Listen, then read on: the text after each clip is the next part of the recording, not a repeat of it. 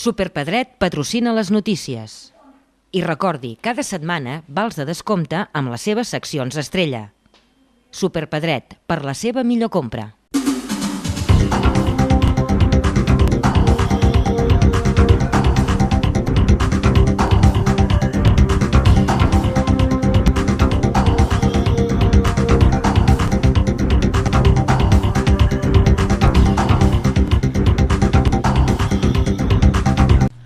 El transport públic a la comarca ha tornat a ser l'eix central de l'Assemblea General de la Gent Gran celebrada aquest matí al Consell Comarcal. Davant de l'evident problemàtica, s'ha acordat una trobada amb els diferents alcaldes dels municipis de la comarca per tal de tractar única i exclusivament el tema del transport. A banda d'aquesta reunió, també s'ha parlat de les millores del bus de l'Alt Berguedà. Els assistents a l'assemblea han proposat que l'autobús sortís a les 9 del matí de la Pobla de Lillet, ja que fins ara els horaris no s'amollaven a les necessitats dels ciutadans. A més, a partir d'ara, la Direcció General de Transport podrà cobrir un servei de taxis en els municipis que no tenen transport públic.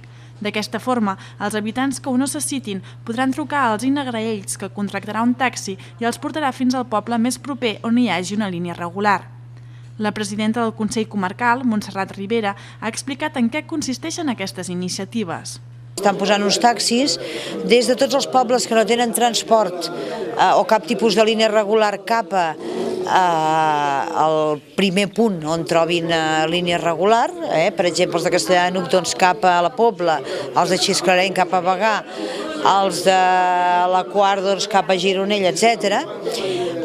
Però també s'ha demanat, com ja heu vist aquí, molt el tema de transport interurbà dintre de Berga, també s'ha demanat el transport interurbà, que avui no me l'han demanat perquè no hi havia la gent de les colònies, però dintre de les colònies, i també dels pobles més propers, com pot ser Avià, Casserres, que tampoc té un transport de línia regular cap a Berga, i també de Cercs per poder anar a comprar. Pensem que els pobles que són molt propers a Berga tenen pitjor comerç, perquè les botigues molta gent marxa a comprar a Berga i menys serveis, i per tant aquests pobles també se'n ressenteixen una miqueta.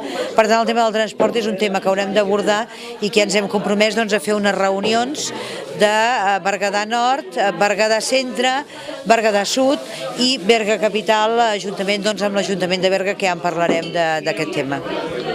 D'altra banda, Montserrat Ribera també ha explicat la remodelació de les zones de serveis socials. Així doncs, s'ha ampliat de 5 a 7 les zones de serveis socials perquè tots els municipis els puguin tenir al seu abast. La neu caiguda aquest cap de setmana de Pasqua ha obligat a interrompre la circulació de diverses carreteres de la comarca. La BB-4024 va ser tallada entre els quilòmetres 17 i 21, a Guardiola de Berguedà, en direcció Coll del Pal. Segons el Servei Català de Trànsit, les cadenes també van ser necessàries per circular per la carretera BB-4031 de la Pobla de Lillet a Toses, la B400 entre els quilòmetres 0 i 24, la B401 a Vallcebre, la B402 a Guardiola en direcció a la Pobla de Lillet. I a la BB-4034, entre Castellar de Nuc i la Molina, encara és obligatori circular amb cadenes. Pel que fa a l'operació de tornada, la carretera amb més complicacions de trànsit ha estat l'eix del Llobregat, on el passat diumenge hi van haver cues de fins a 11 quilòmetres. El mateix dia, a l'altura de Berga, també es van registrar cues de fins a 15 quilòmetres. La plataforma Som lo que sembrem ha arribat a la comarca del Berguedà. Un grup de 3 persones i una 50ena de col·laboradors de la Plataforma de Defensa del Berguedà s'encarregaran de recollir signatures per impulsar la iniciativa legislativa popular que pretén aturar els cultius i els productes transgènics a Catalunya. Actualment, hi ha 5 punts de recollida de signatures a Berga i a Puig-reig. Està previst que s'organitzin activitats divulgatives sobre la importància de prohibir el cultiu de transgènics que es faran per Sant Jordi i per la Fira de Maig de Berga.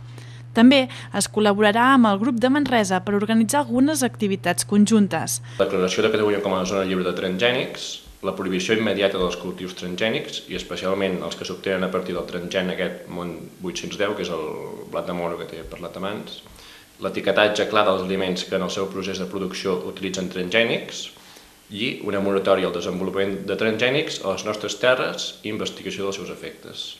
Són els 4 punts que demanem amb aquesta llei. Una vegada es presentin les Un dels impulsors de la campanya al Berguedà, Marià Miró, ha explicat quins són els punts més importants de la iniciativa legislativa popular.